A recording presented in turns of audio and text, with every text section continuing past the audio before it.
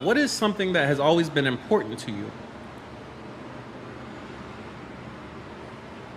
What is something that has always been important to you?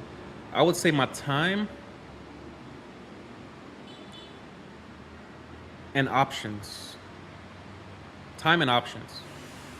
I'm one of those people that didn't go to the prom in high school. I was at McDonald's working when everyone else was, it's not like I couldn't do both. I was just working. I even got asked to the prom, a youngin' that I worked with at McDonald's. I'm like, no, I'll be at work. I'll be at work. One thing I value now more than ever is my ability to wake up on a Monday morning and have nowhere to be, have nowhere to check into, have no one to report to, have no uniform to put on. I love having options, my own time, my own peace. I'm not like checking in with nobody. Can I stay a little bit longer, supervisor? I got to call my flight chief to make sure I'm in the right areas. They're like, Ray, you're military. You can't go there. You can't go here. You can't do this. Nah. There are countries off limits to military personnel. Not to me. I've always loved having options. I've made several vlogs, several videos, several clips about having options. The time and resources. Time and resources. Not making six figures, but I'm tied to a cubicle in the middle of Manhattan paying $6,500 in rent. That's crazy. What's the point? What's the point if I have to work nonstop around the clock just to maintain my life? Just to stay alive, just to eat, just to sleep.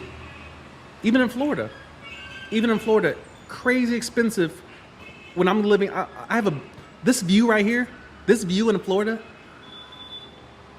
millions of dollars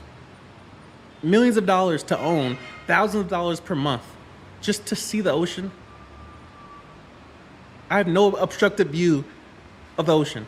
I'm like, imagine being anywhere else trying to attain this. But when you have the option, I'm like, I don't have to stay in Florida. I don't have to look at brown water in Houston. I don't have to deal with the taxes of California. Options have always been important to me. They're still important to me.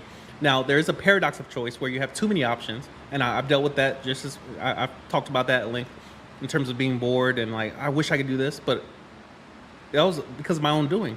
I was afraid. I was undisciplined enough to seek other options, like just move to Colombia. Just hop on a plane, hop on Spirit Airlines, and I'll be in Colombia in 2.5, 3 hours. Hop on Airbnb, book a place for the month. This place here, you won't believe this. This place right here, it's a 2-bedroom apartment, 2 full bathrooms, 2 full bedrooms, full being kind of, it's a room. $800 a month for an unobstructed view of the ocean. Right downstairs, main streets, taxis come to you, Ubers come to you. Uber's like $4. Like food delivered to my front door, $8. I'm eating leftovers from yesterday. I paid $8 for that food yesterday. Everything gets delivered to me. This is like $1 and some change. $2 Red Bulls. You can't find that in the US. The option to choose what will forever be important to me, which is why certain mistakes I have to avoid. Again, I've been here for almost a full week. I've been offered multiple things that I know if you partake, sometimes it only takes once. Sometimes it only takes once. You can enjoy yourself and indulge and like, I'll have a drink. I'll have 2 drinks. What you smoking, bro? Let me hit that real quick. Sometimes it only takes once. One mistake and you lose options. You lose whatever options you started with. You make one mistake, you lose options. How many mistakes in the US would trigger me losing my passport? A lot. Wasting money.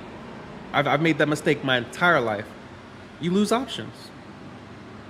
A dollar in the US, the conversion rate is like 3,000 here. 3,000 will get you quite a lot here, especially in terms of street food, in terms of just over-the-counter things. You'd be surprised. The purchasing power is amazing. It's amazing.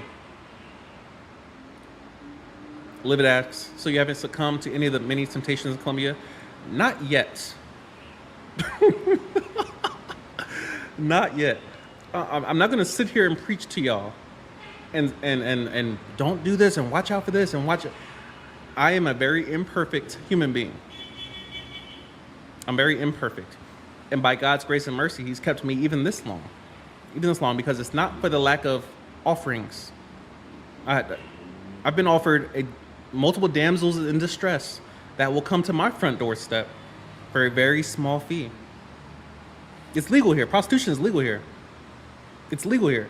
And I'm like, bro, if I gotta go on 3, 4, 5 dates in the US to get maybe a 6 from Bumble or Hinge, a 6 or 7. Here, it's nothing but 9s and 10s. 9s and 10s for the cheap. For the cheap. I would be a liar if I would tell you that it's not tempting every day. I will be a liar if I did not admit to you that it's tempting every day. Multiple times a day it's tempting, because again, all the temptation comes to you. It's one thing to stay in my room and just locked up and like I'm not going nowhere and I'm just gonna take an Uber and go somewhere and come straight back. But when you're out and about and enjoying the city, you know, doing the tourist stuff, there's temptation everywhere.